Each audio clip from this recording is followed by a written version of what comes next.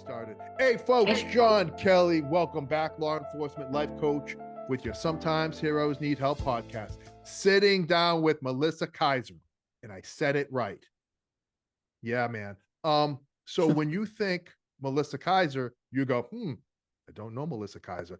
She is passionate and has dedicated. She's a trainer, a consultant, a social worker who has dedicated the majority of her adult life in the areas of human trafficking and helping folks with secondary trauma and compassion fatigue and all things with that human element. And she's sitting down with us. One, like, you think you know what this stuff is. I can guarantee you don't. And she's going to fill us in on how we can become part of the solution here. She's doing some great things in this space. And if you're a boss and you need somebody to come in to review what you're doing in these areas, make recommendations and tighten up that program, well, Melissa is the professional for you. So without further ado, guys, help me in welcoming Melissa Kaiser to the Law Enforcement Life Coach Sometimes Heroes Need Help podcast. Melissa. Well, thank you. That was so nice. I feel like you should do a mic drop after that intro. Yeah, that's it. We're done. We're done. Nice seeing you. Have a good rest of your day. You're making me blush over here. You're giving me all the kudos. I appreciate it. Listen, this is not easy work. No. And listen, you were up in Minnesota, like knocking it out of the park. No, North Dakota. Well, I get told Canada or Minnesota or South Dakota all the time. You've got a very sneaky foreign accent there. Yes, I do. But North Dakota, yes. Yes. So you started programs and like got that state like squared away in the areas of human trafficking and witness interviewing and victim technique, all that.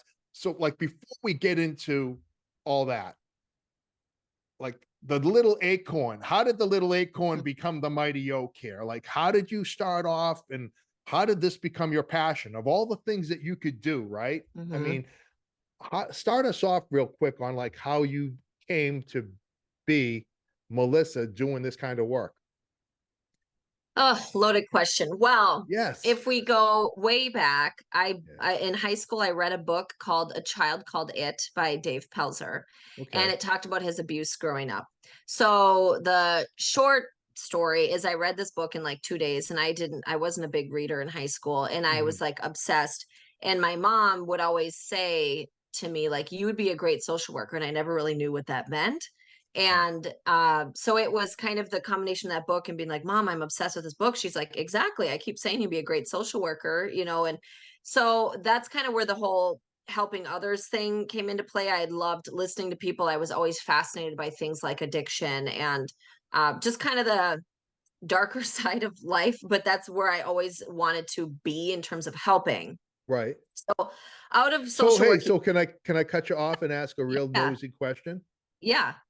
Have you walked in the dark for a little bit, or is that all right? Yeah. Cool. Not, what's interesting about that question, not growing up, I mean, aside from being bullied quite a bit, right. I didn't have like this dark, neglectful, abusive past, but okay. I've gone through some dark stuff that more brought me to the compassion fatigue, secondary trauma piece of what I do was kind of like my dark moments, which is interesting. But in terms of getting into social work, it really wasn't. Okay. And then after, I always called social worky school, but after college, I got into addiction and psychiatric work at a psychiatric hospital, treatment foster care work. I did like youth homelessness, juvenile homelessness. I don't know what that word is. Youth homelessness. It's okay. Juvenile detention. Yeah, exactly. And then domestic violence. So I did a lot of work. And what brought me to the trafficking piece, it really, I kind of fell into it where I was just looking for the next thing. Mm-hmm. And North Dakota finally got a grant, a federal grant to get funding for human trafficking programming. So I just applied, and I was terrified, to be honest with you. I didn't sleep for months because it was like, you got the job. Here's the grant, like, go do. And it was basically putting together programming for North Dakota. We had zero human trafficking programming, working with sex and labor trafficking victims while putting the program together, and training. Once I learned about it through working with the victims and getting my own education, I was responsible for training and then developing teams across the state. In So conjunction with law enforcement, right? with law enforcement, yeah. So Right. I was the team facilitator. Obviously, I had law enforcement of every jurisdiction on every one of my teams, whether it was local PD, tribal PD, HSI, state law enforcement, the sheriff's departments. I really got to know law enforcement well in that world. And then Yeah. I fell into the victim witness programming development because I was the squeaky wheel, of course, with seeing so many victims fall through the cracks because, frankly, social workers and cops weren't getting along, and so there was no communication. There was a It's like breakdown. it's a dreaded call. Like if I'm a It cop and I'm is. told I need to meet with a social worker, I'm already I like, know. are you fucking kidding me? I know. You're like this This is fluffy yeah, this is person. not yeah, this is not like, oh, like I'll take that call. I can't wait. Yeah, Yes, it's like dreaded, right? I get it, and You I got to learned change that that. dynamic. Yeah. That was my goal. So I kept saying, we need a co-location. I know for law enforcement, that was probably nails on a chalkboard to hear that from me. We need better, services for victims. Like, it's not about us and our issues, right? Right. And at the end of the day, we all have the same goal, which is to put bad guys behind bars and get justice for Can you imagine like being a victim and then you get me showing up who absolutely does not give a fuck, right? I mean, like, I'm traumatizing you again. Right, exactly. And that happens Not cool. constantly. Not cool. Yeah. It's horrible, and to your point, you're just re-traumatizing them, and there's cops and social workers who do that, and medical providers. We all suck And not sometimes. sometimes not knowingly. Like Yeah, not exactly. being intentional, but by you not knowing the proper way to proceed, Yeah, exactly. there's an unintended consequence there of re-victimizing. Yeah, yeah, exactly. And so that was my argument, I Did I guess. And surprise you? so Did I surprise you that I put that whole thing together in my head right now? that was impressive. There That you was go. very All right. impressive. I'm It's on a like you've roll. done this before. I'm on a roll. Watch out, kid. You are. And so then the state law enforcement agency and the task force, the human trafficking task force said, well, Miss Squeaky Wheel, we now have funding for a victim witness program. Do you want to also, and all your free time, Yeah, right. put the program together and then kind of encompass that human trafficking piece under the umbrella of victim witness programming. So then I moved my home office into BCI, the Bureau of Criminal Investigation there, and started developing that program in conjunction with the human trafficking stuff. Yeah. So in a very long, short nutshell, that is how I am here. That's awesome. Yeah. When we say human trafficking, I think I know what it is, but you know what? I think I know what a lot of stuff is, and then I get shocked to find out once I actually speak to somebody that knows what it is. Uh, Yeah. so when we talk about human trafficking, like it's multi-layered, isn't it? Very much. Yeah. And so could you kind of just instead of like us using that like very PC like cool term, can you Yeah. kind of break down for me and for the listener what the hell it is when somebody says they're on a human trafficking task force or this Hmm. is an area that they have developed an expertise in? What the hell does that mean? Yes, it is multi-layered. So I'll give you kind of the technical term and then I'll give you some examples. That'd be great.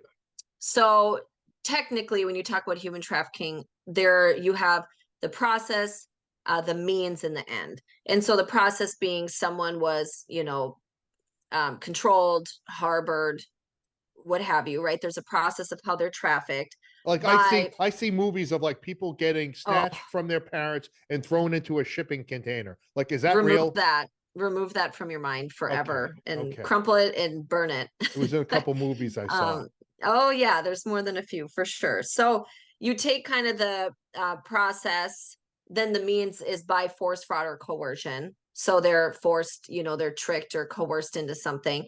And then the end being for like sex trade, involuntary servitude, debt bondage. So there's kind of these this kind of boring technical, you have this process, means, and end. Okay. To break that down, really what I say human trafficking is there's a third party involved who's organizing the exchange of sex or labor and who's benefiting from it. Sex or labor. Sex or labor, and they're benefiting from the exchange of sex or labor. So Okay. if we're talking, one thing we overlook all the time is familial trafficking. So yes, it happens, parents traffic their kids or they're Are born you into shitting this. me? No, it's yeah, familial pimping, familial trafficking. So Have what I that been might have look I been like. living under a rock? I mean, no, because you're in law enforcement, but yes, because we think that the movies are accurate, that's just how it goes. And TikTok tells you all the, I don't of have course, Tik. all the I truths I don't about. have TikTok, so that's the only Oh, thing. it is Okay. a rabbit hole that you could go So down very quickly. sex or labor. Hmm.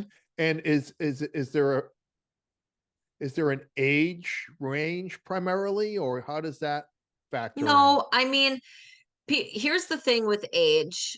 Like I was just saying with like family trafficking, right? You're born into it. So it Right. might be that your mom at a young age, if not a baby, like sells you to the landlord so she doesn't have to pay rent. So you have this Mm, mom who's organizing the exchange of sex, right? That third party, and now right. she's benefiting from not paying for rent. So that could start the minute you're born, unfortunately. And that's just all you know. And That's then you have horrifying. someone, it is horrifying. You might then have someone who's 30 and starts to look online for a boyfriend or girlfriend, right? Meets the wrong person or is tricked or coerced or forced into something they didn't want to sign up for. And now they're fearful that their family's going to be killed because Mm, of who they, wound up meeting online. And so they do all the things they didn't want to do. I mean, there's so many ways that sex trafficking looks. Labor trafficking, it's more like maybe kids from an underdeveloped community or, poverty stricken area are told, hey, if you do door to door magazine sales, we'll get you into a college to play basketball, which is all fraud, right? That they right. don't mean that. Or it's someone that gets a work visa coming from another country. They land, for North Dakota, for example, they land in the middle of nowhere. It's negative 40 degrees outside. Yes, it gets that cold. You're on Yeah. a farm, you don't speak the language, and now your trafficker who said they're going to be your employer and make sure you have a really great place to live and great, benefits, took your visa and your ID. You You are know, stuck like you're Chuck. screwed. I mean, Yeah. what do you do? Mm, So there's so many ways it looks, wow. but with trafficking, it's always finding two things. One, that third party benefit, right? Or third party organization of the trade of sex or Right. labor. And then that commercial piece of value. So like what is the agreed upon value that's being exchanged for that? Like that there's got to be something there. And so there's just so So many ways does that this could is look. this not listen, I gotta qualify this statement because people that know me, they're gonna be like, yeah, bullshit. I have never been to a massage parlor. I know we've had a lot of operations at them, right? And Hmm. the idea is that the women there, a lot of times of Asian descent, Hmm. their visas, their Hmm. paperwork is kind of held over them. Like Yes. you don't get this back until you have been here X amount of years. And then Correct. maybe that's Mhm. trafficking. It is. First, I loved how you said the word parlor in your accent, parlor. Yes, yes. And but yes, you're right. And what's hard with massage parlors is they can just get up and move, Mm, and oftentimes the trafficker is back in China or whatever, and they have people running it. It's a huge organization, so it's sure. almost impossible to shut down. Uh, However, to your point, yeah, these women come here thinking that they're going to be going to college, or they think they're going to be, They doing have an in-home daycare opportunity, for someone. like Yes, the dream, come to America, be successful. absolutely. Exactly. Or they do think they're coming to work at a massage parlor to give massages, right? Yeah, And then these things start happening. And then, like you said, it's, well, you don't have your documents, or maybe they're abused, or you can't send money home, or you can never call your family if you don't do A, B, and C. Maybe they have a criminal record now because maybe they were busted once and got a prostitution charge. Well, now what are they supposed to do? They have not only charges, maybe their visas expired. And right. so there's a lot of vulnerabilities, or barriers to getting out and staying out. And like one thing I like to give perspective on with law enforcement is, let's say you're a narcs cop, okay, and you want to be the best narcs cop in the world. Like, I'm going to go out and I'm going to arrest every person I can imagine, that's buying and selling drugs. Great, right? You're impacting the demand or the market in some regard, but you're not arresting the product. You can't arrest drugs, right? That Right. makes zero sense. You Yeah. cannot arrest the drugs. Therefore, you have to arrest the trafficker, the one producing the drugs, and the buyers. So then why with trafficking are we focused solely on arresting the product, which is the male or female that's being trafficked, Because that's and the low demand hanging, that's stays? low hanging fruit. Well, of course, yeah. And then you have, the buyers that are saying this will ruin my family, or please, they plead with you. Then Right. you have the trafficker that's probably not there physically, Right.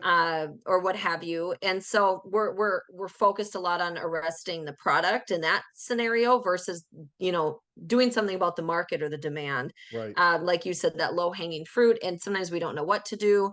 People like to look at prostitutes as willing participants that are the scum of the earth, and most of the time they're not there willingly, but Yeah. they're going to tell you they are, because they're going to frankly get the shit beat out of them if Yeah, man. they're caught. We don't see the big picture, do we? Yeah, it's hard. I mean, you got a job to do, and we all get tunnel vision, and Right. we don't see the big picture oftentimes. What are your thoughts and if you don't want to answer this question, that's fine. It's a shit show of a question. So our southern borders kind of been open, and this isn't a political piece. Right. Yeah. I It's gotcha. it's factual. Like, there have been people brought to our southern border and at a historic rate, right? Mhm. And depending on who you listen to, right? Everybody's got an agenda. Put all the Yeah. agendas aside. I'm assuming that there's a decent percentage of those people coming across that are maybe not coming across willingly, like that Mhm. are being pawns, that are Yeah. being sex trafficked Mhm. or labor trafficked to fill demands that places throughout this country have placed on the people trafficking them. Um, Mhm. that's not the movies, right? I mean, that's really Right. happening, right? It is really happening, and there's a difference between human smuggling and human trafficking, but they can go together. Like, human Okay. smuggling is a crime against a border. Ugh, why can't I talk today? A crime against a border is human smuggling, right? All right, cool. I A get that. crime Yes. against, a crime So against a person. those people legit like want the mule, the coyote, Mhm. whoever, to help them get across the border Correct. with It's with a willing relationship, with no right? other It's obligation once they get here. I give you correct. $5,000, you get me into Texas. Correct. So it's a Done. willing relationship, crime against the border. Human trafficking, it's typically, force, fraud, or coercion, and it's a crime against a person. So we do see them go together, like your example of people coming across who are extremely vulnerable. Either, again, a trafficker's already set that up, so they've tricked you into thinking this Or is your hey, opportunity. don't do this and we kill your family back in Mexico. Correct. Yeah, we know where they live, Right. all the things. And Yeah. then on the flip side, it could be they come over here and they're just vulnerable, right? Like, they don't speak the language, they don't know, and someone offers them help, someone offers them a place to stay, someone offers them a job. It's just someone that knows the vulnerability of someone that's been smuggled over here Right. and takes advantage of that and offers them things that they need help gaining. So yes, that is an issue. I would say a lot of times, however, people think of human trafficking and that's all they think about. And most of it, I shouldn't say most of it, but in this country and with what's going on too with social media, it's so much closer to home than that, depending where you live, of course. Of course, if you're by the border in Texas, that's what you see. Right. However, it's gonna be your kids talking to the wrong people online who are solicited or sextorted, like blackmailed through sexual images. It's going to be your best friend's brother who's trying to get close to your family and creates a relationship, and after so much time says, hey, like, why don't you and your husband go on a date night? Like, I'd love to watch your kid. It's people who you don't expect or suspect, because of course they have to gain the trust of everybody involved. Right. And it can just be the crummy drug dealer down the street who, creates a drug dependence with your child or with, someone in the community, and now you're dependent on that person. We see that a lot. Like I worked with a person in North Dakota, and that happened to them. And a really normal dynamic would be someone get introduced to someone who gives you free drugs, right? You get dependent on said drugs because maybe you come from a rough upbringing, so that's a self-medication thing, that's just part of the Right. culture of how you grew up.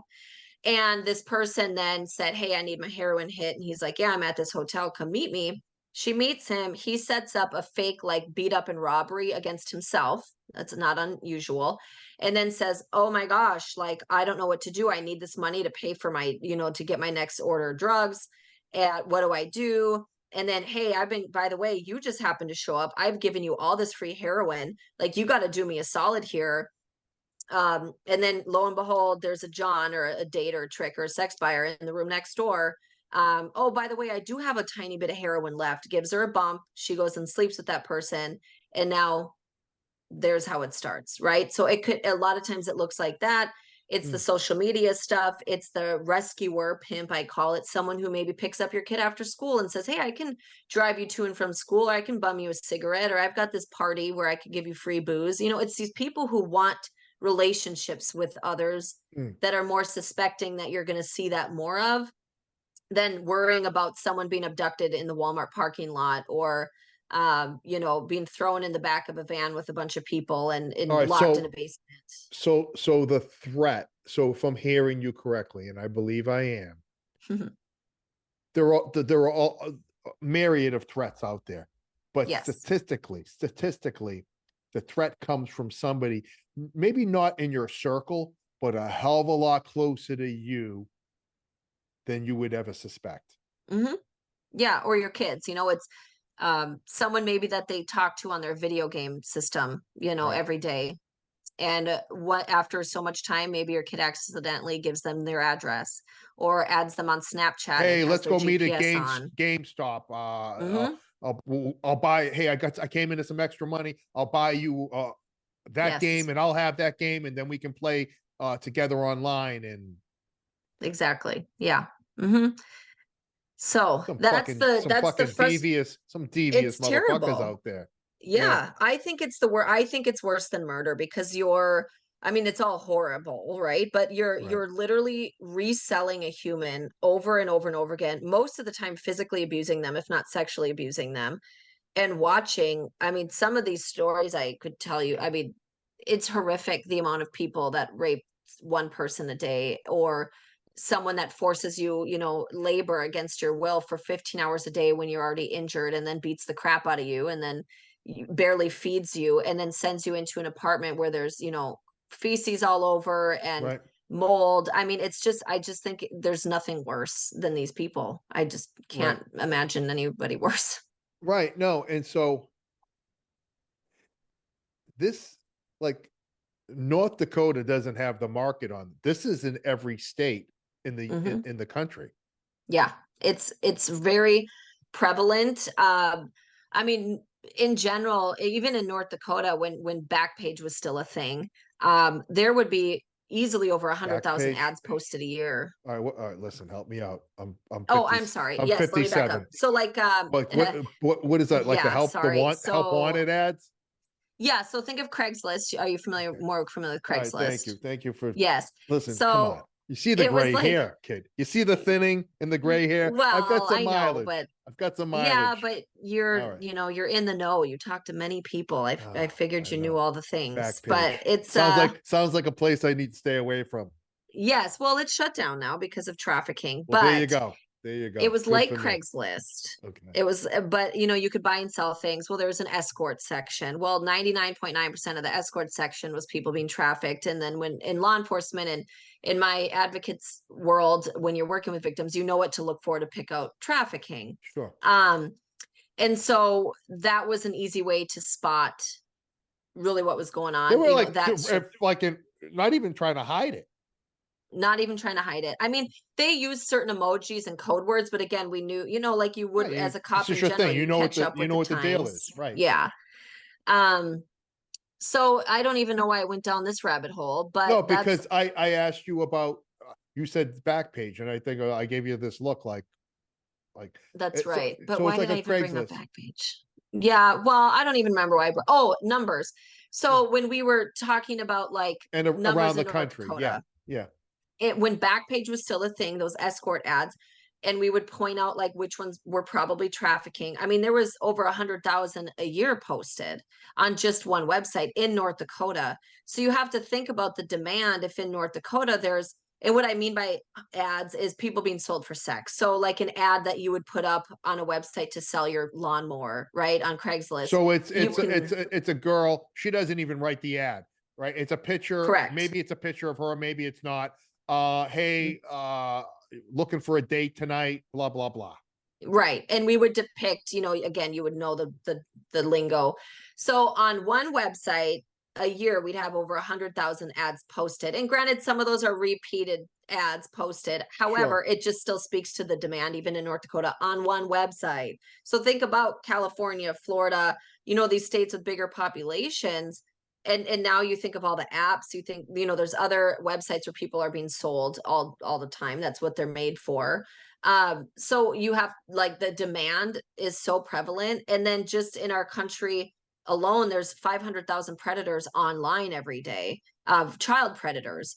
So you think of, I mean, that's kind of like the same but a different issue, right? You have people that are trying to Right. purchase sex, and you have people that are trying to like solicit children and exploit children. So those could be the same people, but those could also be two totally different things, but it all adds to the same massive problem we have. Yeah.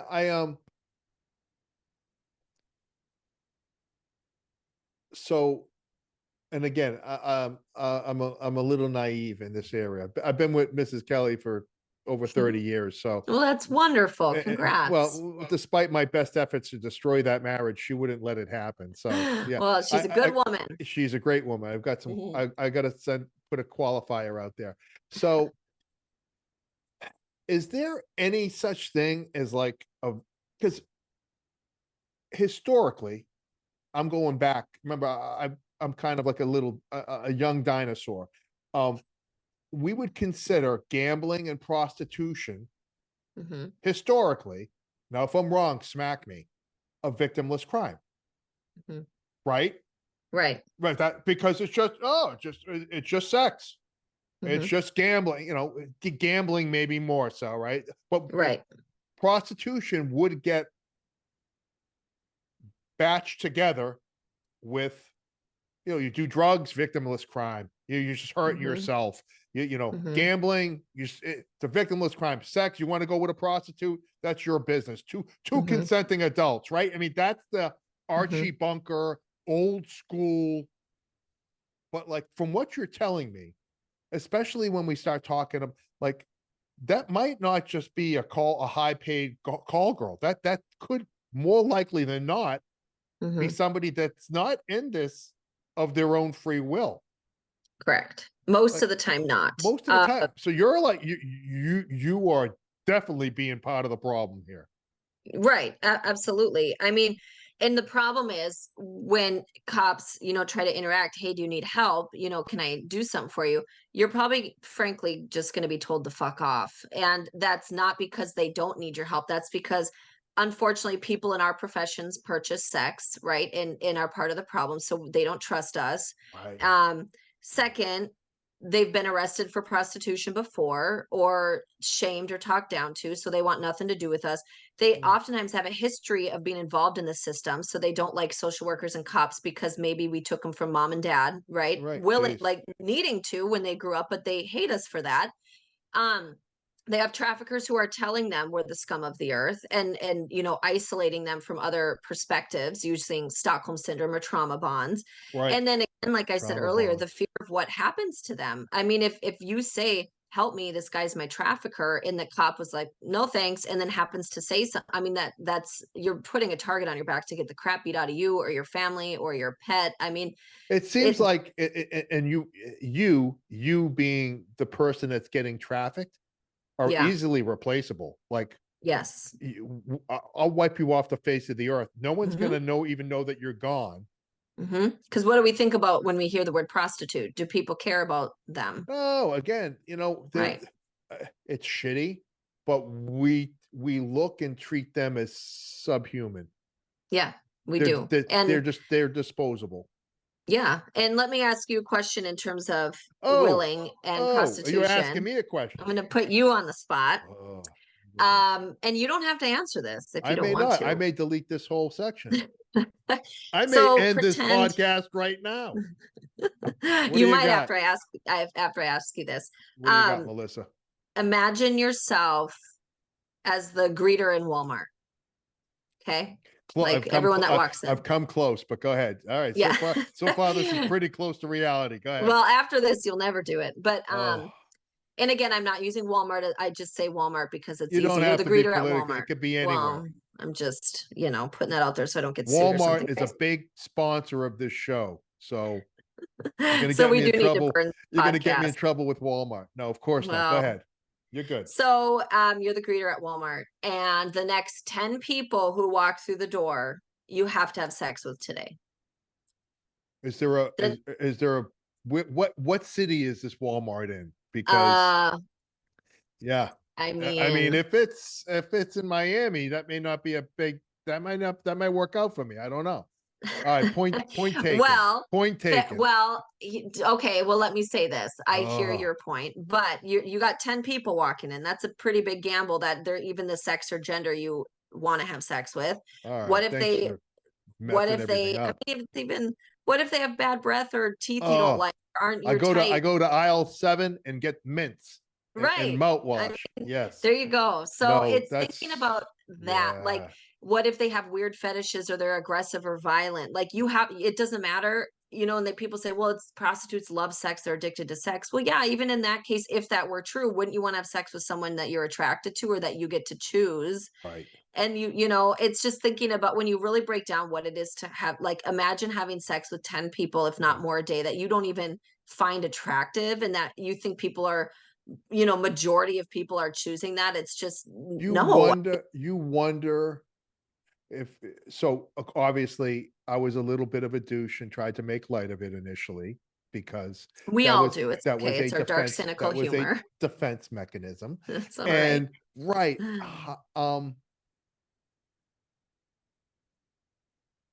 you want to kill yourself. Yeah. I mean, yeah. It's fucking That's why do horrible. you think they self-medicate with drugs? Right. Right. It's just absolutely horrible. Yeah. And so attacking this, thank you for like putting it in digestible terms, right? Like Mhm. I kind of get a better idea of what it is. So with that being said, I'm going to ask you a question. Okay. Because it's so multifaceted, because there's Mhm. so many different angles, because there may be some bad actors involved at a very high level Mhm. of corporations and politicians, right? Because everybody's human. Money. Yeah. Everybody's human, right? Mhm. There isn't anybody that you could say definitely not that group. Correct. They would never, right? We Mhm. can't say that about can't say that about cops, can't say that about politicians, doctors, Mhm. lawyers, construction workers, social workers. You can't say it about Mhm. anybody because we're all human. And we Mhm. all have people in this thing of ours that shouldn't be. Mhm. So knowing that the Jeffrey Epsteins of the world, right? That Yeah. are just orchestrating these I don't even have the vocabulary to express. I know. I'm Um, with you. so what's the solution? That's a softball. That's an easy one for you. What's the solution, Melissa? How do I get the educational component of it, right? The more people Yeah. know what to look for, Mhm. but isn't it kind of indicative of just a flawed society on like Mhm. how we treat each other? Yes. Yeah. And how we um devalue females, and at the young age we don't really learn that. And not, males are trafficked a lot too, and especially youth males are exploited a lot, but God forbid they come forward because they're supposed to like sex. And I just talked about this an hour ago with another group where I said, just even think about if there is a female teacher adult who is caught having sexual relations with a male child, the comments on something like that would be like, good for that kid, and wish I was that boy, wish my teacher Yeah, looked like that. where was she when I was in high school?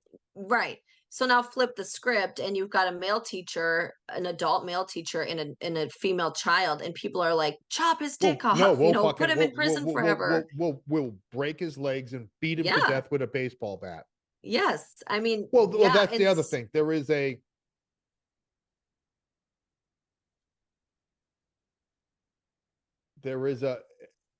inequality that goes with that I think is deep rooted yeah, in our upbringing. it is. So the solution is tackling stuff like that, and the devaluing of females that still exists. And so it's kind of like you're saying, getting to the deep roots of things, but it's preventative education, which is hard because you think of, well, the schools should be doing this. Well, is it their responsibility when they have all this other red tape and all this other curriculum they've got to What get do you mean? involved? What, another program we've got to put Right. on? How Yeah. late are we supposed to keep the kids, Yes. And then you think, well, the homes should be doing it right. But we're told that trafficking is abducting and kidnapping, and the homes that need the education aren't getting it, And so it's all of the things. It's that deep rooted stuff that in society, it's proper education. It's, preventative work with youth of talking about respect and values. And frankly, it's family time. It's supervision on social media these days. In a time when the family is disintegrating. Right, of course, right? Like it seems a lot are these days. So it's a combination of all those at the same time. And what I personally think the solution is not that people bring up is just like, well, make prostitution legal or decriminalize prostitution. And to me, that's a band-aid. I mean, that's an absolute band-aid where we're still Even if you disrespecting make and it, violence. even if you make it legal, there's still a monetary. Yeah. I mean, Where's that go? doesn't make Yeah. so if you make it legal, you've just removed consequences for the John. Correct. And the Everybody demand else is is going to get still in the higher. shit. Everybody Correct. else is, you've removed consequences for the John and the trafficker, and the sex, and the poor person that's getting sex trafficked is still fucking abused. Yeah, well, that's just it. And when people say, "Oh, well, what about the one place in the whole country that it is legal?" And I would say, do a little research on that one place and see how many people are beat to death or, abused. They're still forced. They're brought there by traffickers. They still have money taken from them. I mean, it's and who's making, who are, to your point earlier about who's involved, who's making the decisions to keep it legal, and what is their benefit to And keeping those things legal? What's the kick up? Yeah. What's the kickback to keep things in the status quo? It's Right. got to be substantial. I would imagine. Yeah, I would think so. Wow. Yeah. And so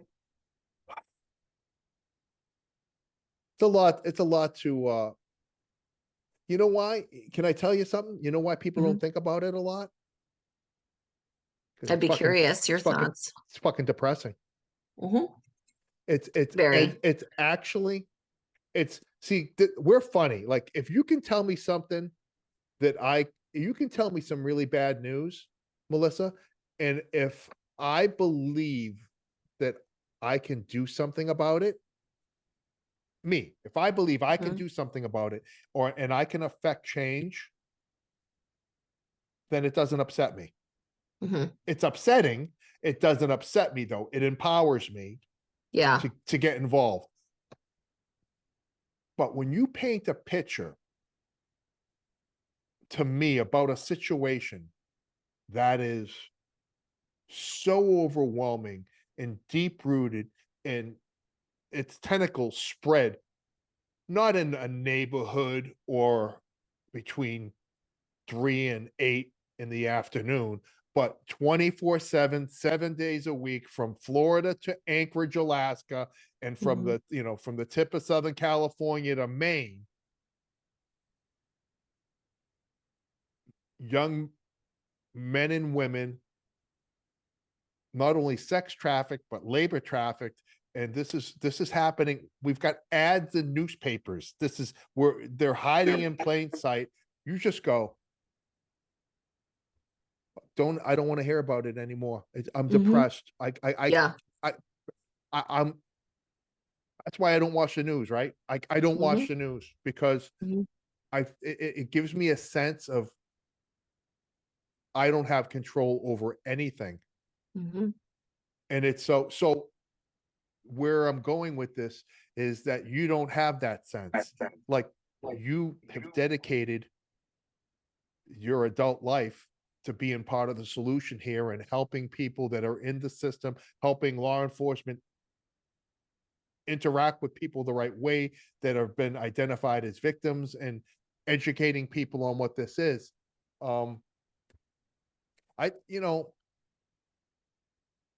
not a real intelligent statement, but I think we need a complete reset, like across the board. Yeah. Like if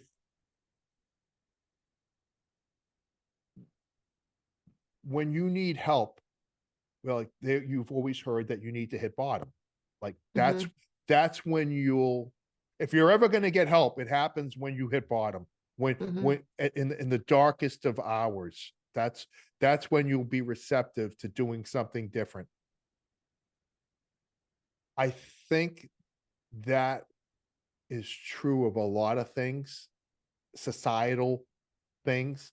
And unfortunately, I don't think we're anywhere close to hitting bottom with not only just this, but all the the violence in society and everything else. And I just thank you for doing what you're doing, because you're taking the punches and you're bringing the fight, and you're doing everything that you can do. It just seems like it's quite overwhelming. It is. And I have days where I get discouraged because, I'm sure like cops in different types of units, like a narcotics cop feels like I'm not ever going to stop all the drugs or overdoses, or like the cop who does child sex crimes. I'm never going to stop every child, child from being Right. abused. So it's the same mentality of like, I know I'm never, going to be able to stop people wanting to purchase sex or exploit people through labor. Like I know that, but I just can't go there in my mind. And luckily I'm just so passionate about it, and that it just keeps it just keeps me motivated because I'm so passionate about talking about things we don't talk about. And like you said, it's a discomfort, and I'm not there to shove it down your throat, but it's more of we have to talk about these things, and I'm happy to Yeah. do that, and I like having conversations about uncomfortable things. yeah, I think exactly. that is the way that we bring more people into the fold to be part of the solution. Because if we can talk about it, then if we can't even talk about it, we're fucked. Yeah, Right. exactly. So if we can get the conversation going and get people to understand what it is the problem is and what role they can play, even if it's just a very small, minuscule part of the solution, a bunch of people playing a minuscule part of the solution has an impact, has a Yeah, positive impact. it does. Yeah. With all of that going on, do you want to transition? Because now I feel like I need some counseling for some I hear you. compassion fatigue and traumatic stress. So Yes. because when you're dealing with the human element, at work, we're always told not to be emotional, right? Yeah. You don't ever make emotional decisions, right? They're not good decisions. Right. But that's not to say that the work that we do isn't emotional. Well, it is, That there right? isn't a I mean, weight attached to that, right? yes. So after you get done doing all the things that you do from a social worker standpoint, from a training standpoint, from a consulting standpoint, there's like fallout from that, from the sex trafficking, labor trafficking. And so you've also kind of almost probably out of a necessity had to come up with your own skills and tools to deal with compassion fatigue and that secondary type trauma, right? Did I just like, Mhm. is that a huge leap or did I nail it again? You nailed it. You've been nailing all day. Yes, I know. I'm impressed. There you go. Well, yeah, I think the reason I exactly what you just said kind of transition into the secondary trauma stuff is part of my job in terms of how do we fix the human trafficking problem was putting teams together, like I was saying in the beginning. But I got really close with a lot of these teams. I worked with them for years and we worked these horrific cases.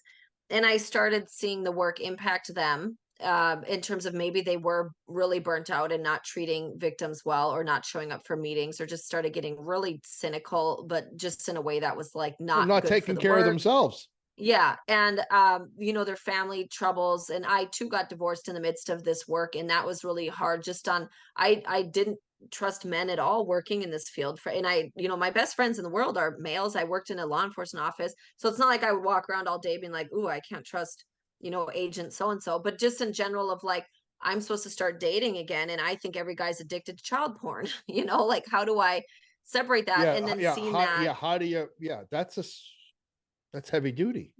well, it is. And then I saw that in all my team members, right? And so part of what I started doing, I went to the director and I just, she basically just said, let's diversify your responsibilities. I'm going to get you certified in compassion fatigue training, sort of as also a technique to alleviate, because now I'm not 24/7 talking about trauma, or excuse me, human trafficking and all the horrific stuff. Now I get some of my job to, what social workers say, fill my bucket, right?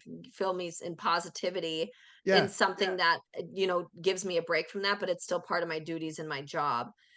So I loved it. I loved helping people talk about this.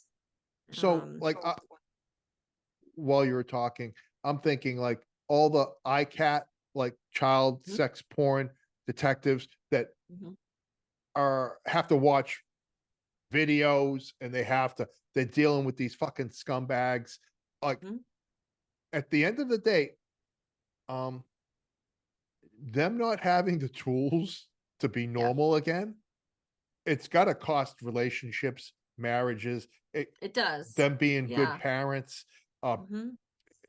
and so you've got the second, I won't say it's more important. It's equally important Hmm. because if we're not taking care of ourselves mentally, emotionally, spiritually, we're no good at our jobs. Correct. And so, when you're dealing with the dregs of society and seeing all this horrific stuff, um, being able to talk about it is Mhm. first and foremost, Yeah. and being able to talk about it with somebody like yourself who kind of has an idea of firsthand knowledge of all of it. Hmm. Um, what kind of tool sets do you? I'm Johnny Big Balls. I'm the sheriff. I've got a whole unit dealing with special victims, and I want to put on some training for them because I can see that their caseload is almost unmanageable and Hmm. they're dealing with some very graphic and disturbing imagery every day. That's their job every day. And they need a reset and they need some Hmm. skill sets to so they can breathe, man, right? Yeah. So they can stop feeling like they're drowning. Hmm. Um, I call you, right? I call you, Yeah. you come in doing a take me from that point on. Well, I would say yes to the cops you're saying that work directly in this type of stuff, but I think for every cop, because you guys see horrific stuff all the time and you're just supposed to go home and be a family man and shut it off and, act like you didn't just see a horrific scene or do whatever. So I always say, I always encourage, like, are you doing stuff for everybody, every Right. law enforcement officer? But yeah, I like to come in and do some training because we first need to differentiate between a lot of things. There's burnout, there's compassion fatigue, there's secondary traumatic stress, there's moral injury, moral distress. Um, and we have to understand like which one of those are we actually struggling with, and have those led to post-traumatic stress disorder, PTSD. So first, I just like to really define and help people understand what those are. How do I know when I'm going through it, so Okay, they can good. just be more mindful and recognize it. And then it's more about, yes, there's resources I talk about, but I also like to take time. Let's just normalize this, that like we're not always okay. And we have to let go of the pull yourself up by your bootstraps mentality. Like, is that important in certain situations and at certain times? Of course, to do your job, but to continuously say we can't talk about that, or you're not going to be promoted, or Or go on desk duty you're a because, pussy if you express yeah, emotion. yeah, exactly. It's just like, it's just, we're past that. Like, let's, when We you look need at the we need to be suicides, we need to yeah, be I mean, Melissa. We need to be yeah, past that, but I can tell you we are not in a I lot of know, places. I know. And it's, There's still a it's big hard. stigma associated with you Hmm. Yeah. expressing an emotion because of something that you've done or been exposed to. Yep. And, Guys get really weird when that happens, yeah, unfortunately. they do. And it's unfortunate because then it impacts the family life and then their response to their job. And so I like to take time to normalize it. Like, I use a quote, and it's something like, basically the expectation that we can walk through water without getting wet is unrealistic. So why do we assume we're going to see the most traumatic parts of the world and not be affected by that? Especially because you sign up for this work because you care, right? You want to Right. make a difference. And to think that you're just going to be able to shut off basic human emotions when you see the worst of the world is Right. so unrealistic. And so kind of to say like, it's okay that you're not okay, that doesn't Right. mean you shouldn't do your job. It means we got to take care of ourselves so your family doesn't fall apart, No, and absolutely. yeah, and you don't make a wrong decision at work, or treat a victim poorly because you're Right. just in such a crappy place. I've got a philosophy, and it's not a popular one. I Okay. know you're shocked. I know I like it. the look of shock on your face. So I'm gonna turn, sorry, am I gonna get dark here for a second? I it's gotta turn okay. my different thing on. Like literally dark, not Yeah, I know. Sorry, not metaphorically. not metaphorically, I've got tech issues over here. I'm trying to figure out what to do, but You're all keep right. talking.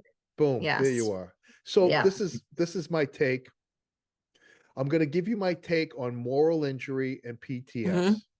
Okay. I think they're both bullshit. Okay. And I want you to hear me out. See, because that's Hmm. like that statement is inflammatory.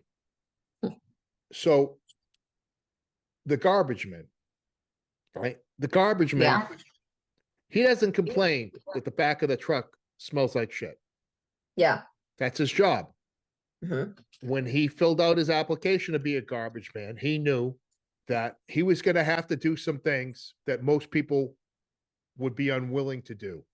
Yes. And he said, "Cool, I will do that."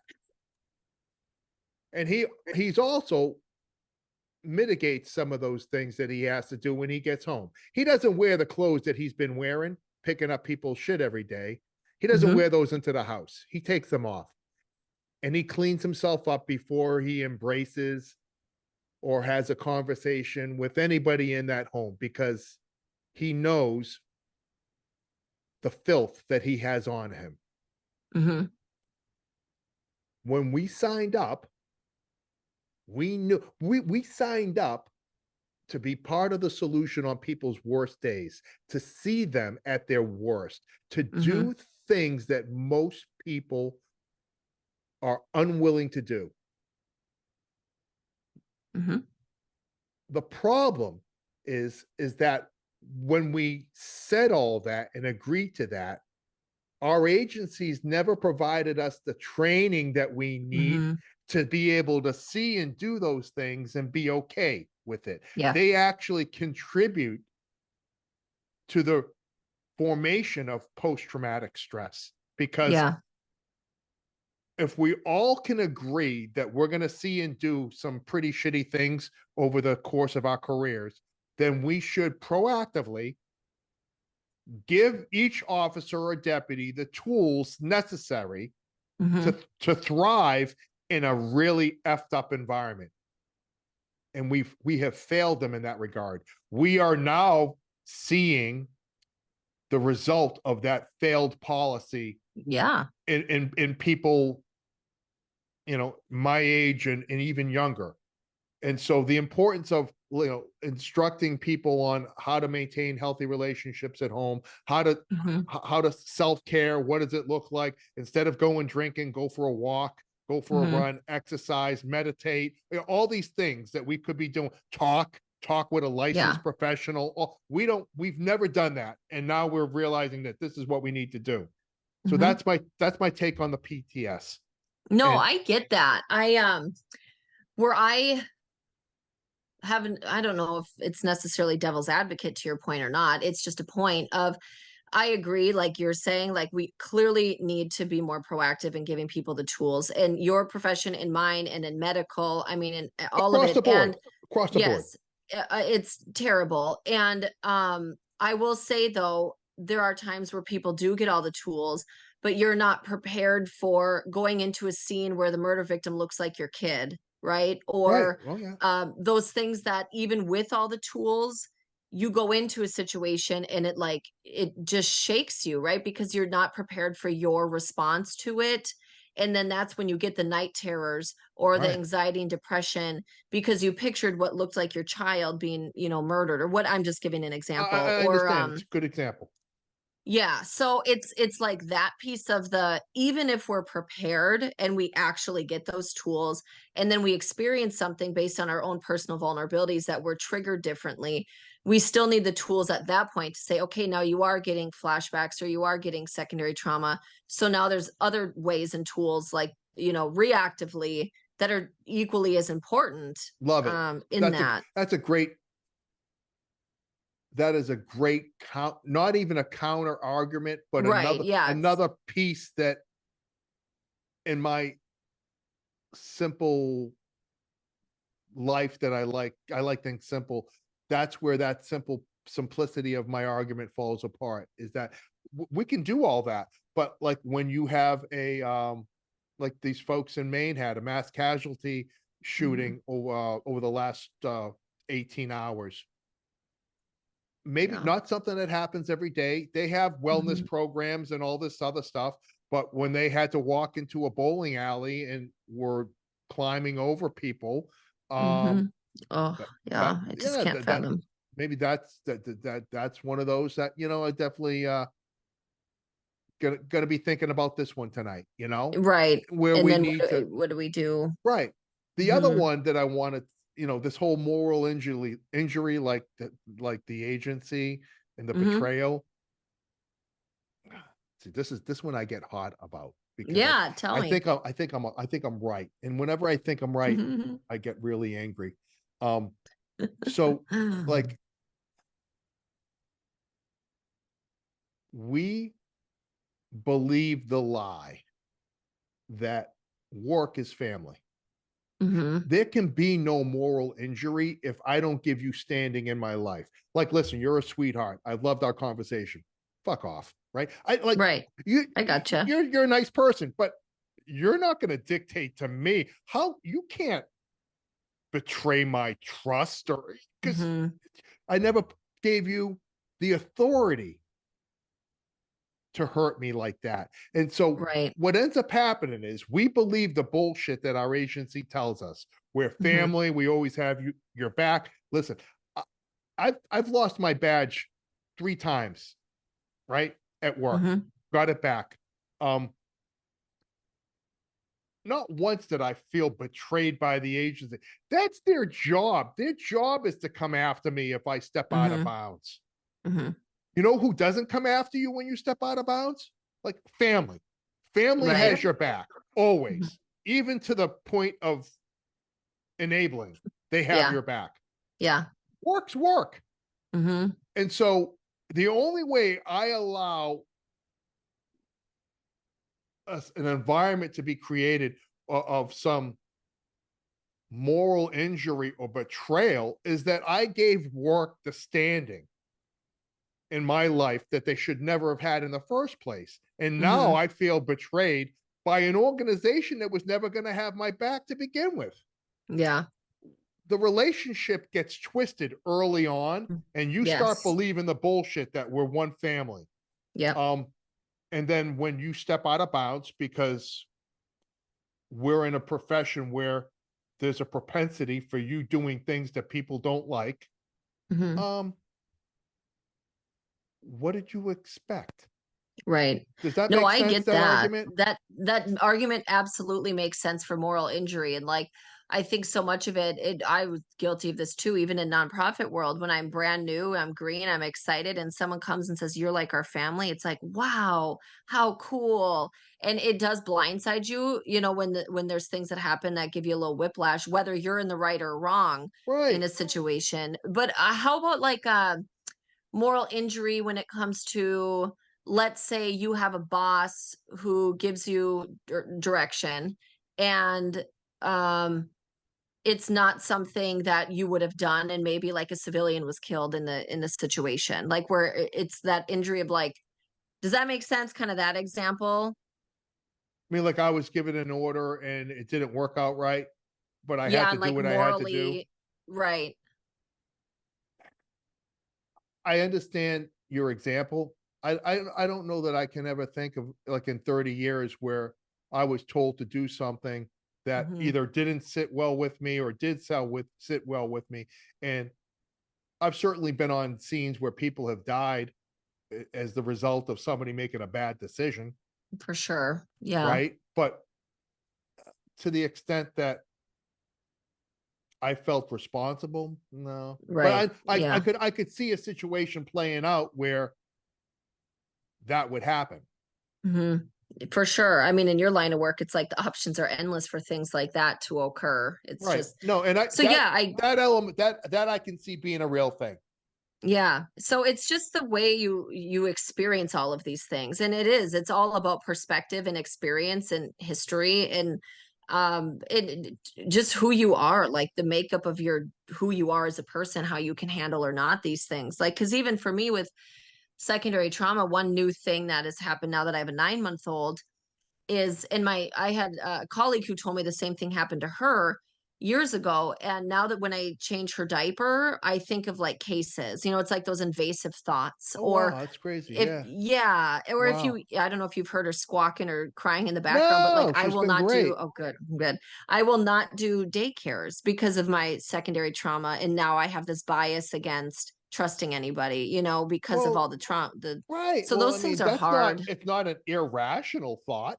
Right. It's just You how the know too work much. changes you. Yeah, yeah. Like it shifts our whole perspective on the world. That's what Right. secondary trauma Well, does. that's why cops tend to just hang around with cops because blah, Hmm. blah, all that bullshit. But yeah, Yes. no, you're that's not a situation or a thought process or a rationale that's not valid. Holy smokes. Right. Yeah. It just doesn't, you just, when you don't have the tools, to deal with that, when you're not prepared, like you're saying on the proactive side, we should Yeah. all prepare for these things and know what to do. It was Did you hard, think that and it that was still gonna is. did you think that that was gonna kick you in the ass?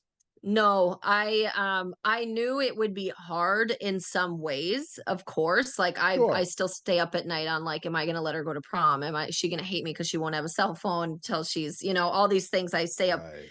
late thinking about. But I wasn't prepared for the invasive thoughts that I like don't have control over, that come in, and then the anxiety kicks in and some of these things. I So just that wake part I was myself not. up. I just wake Yeah, myself up. exactly. Yeah. So that's hard. And ironically, my partner and her dad is a cop or a sheriff's deputy. So that helps because I know he feels the same about a lot of things about trusting people, so it's Right. not like I have to sit down and like convince him like we can't let her have sleepovers. Like he gets it. Right. But I think what's hard is sometimes it's like, because we're both in this secondary trauma field, um, we both have a hard time leaving work at work sometimes. And Mm, like when I was pregnant, and I'd be crying a lot. Like I'm not a crier, but when I was pregnant, I right. certainly was, and now I am.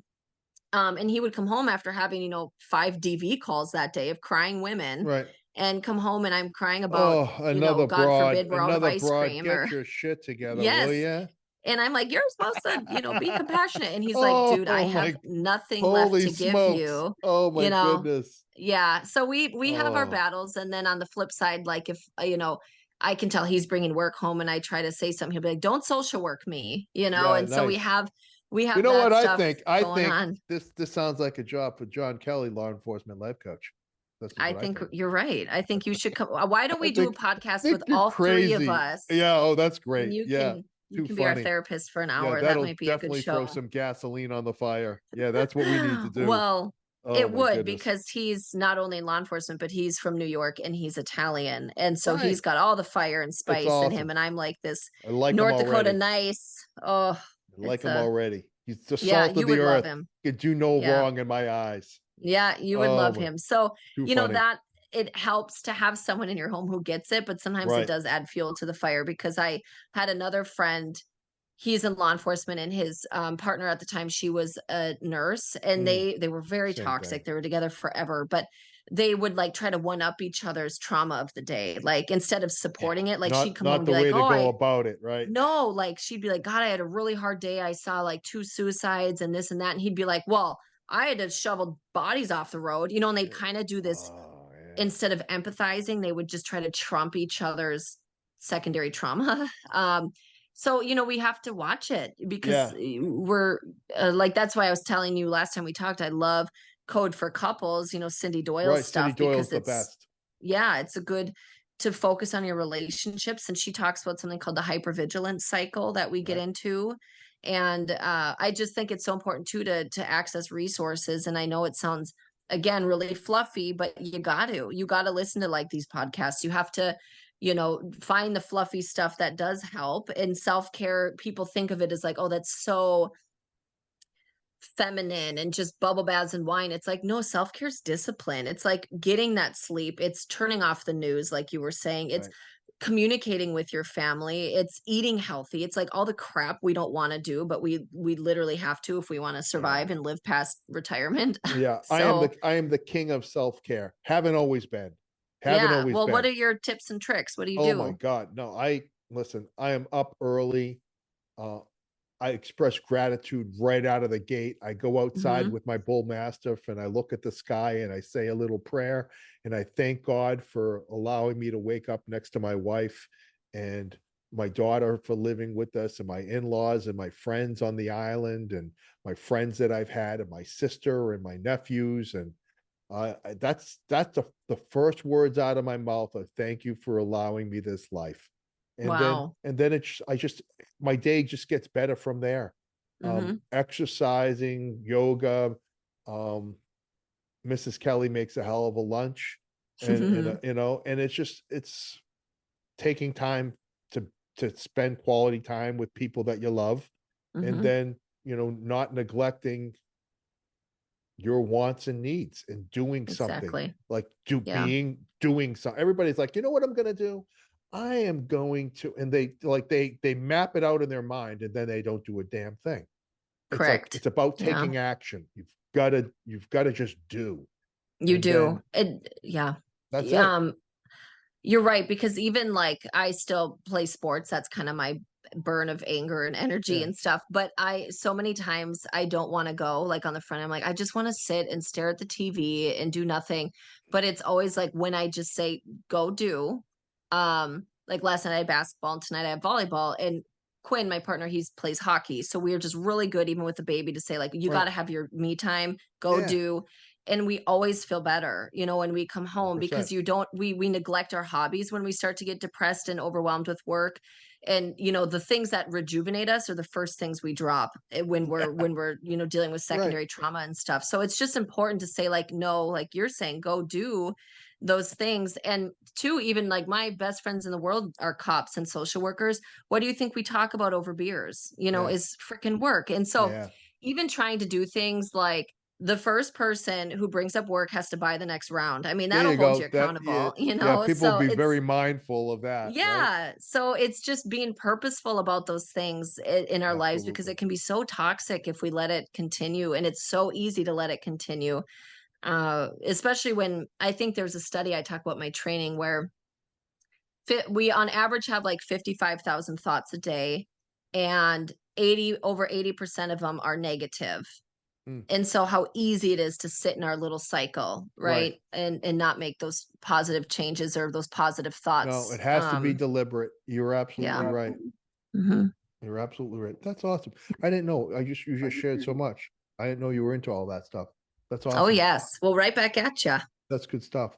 Hey, I want, if it's not too big of an ask, before we wrap, I want you to leave the listeners with, like, if you could talk to them, like, one-on-one, like something that you want to share with them, a thought, maybe, Melissa, and then we'll find out how we can get in touch with you and all that good stuff. Is that too big of an ask?